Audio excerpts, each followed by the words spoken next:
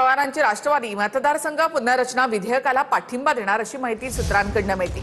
सर्व राज्यांमध्ये 50% जागा या वाढल्यास विचार करू असं सुप्रिया सुळेंनी म्हटलं, तर डिलिमिटेशन बिलाबाबत सामूहिक निर्णय घेतला जाईल असं संजय राऊत यांनी म्हटलंय।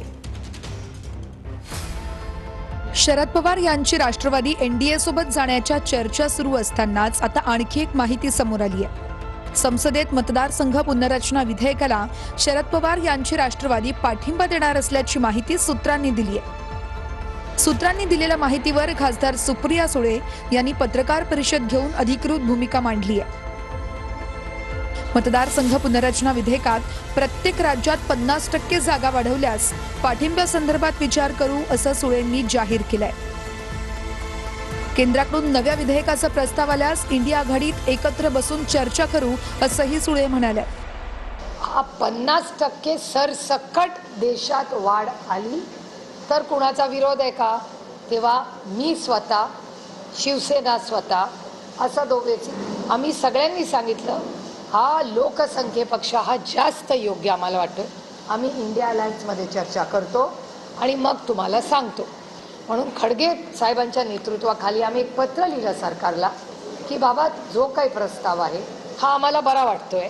हा प्रस्ताव जेव्हा आला तेव्हा आम्ही सगळे म्हणलो की इंडिया अलायन्सच्या माध्यमातून आपण या सगळ्याचा विचार करायला हरकत नाही। 20 तारखेला पार्लमेंट सुरू झाल्यावर त्या संदर्भामध्ये आम्ही चर्चा करू एकत्र बसून दिल्लीत।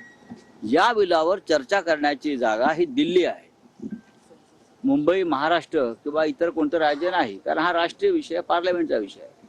काँग्रेसचे ज्येष्ठ नेते त्यात सहभागी होतील, डीएमकेचे नेते सहभागी होतील, सगळे सहभागी होतील आणि मग त्यावर चर्चा करून आम्ही निर्णय घेऊ। 20 जुलैपासून संसदेचं पावसाळी अधिवेशन सुरू होणार आहे। या अधिवेशनामध्ये मोदी सरकार मतदारसंघ पुनर्रचना विधेयक पुन्हा मांडण्याची शक्यता आहे।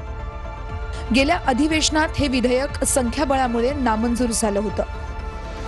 12 वर्षांमध्ये केंद्रातील मोदी सरकारचं हे पहिलंच विधेयक नामंजूर झालं होतं। मात्र आता ठाकरेंचे 6 खासदार शिंदेंच्या गळाला लागले।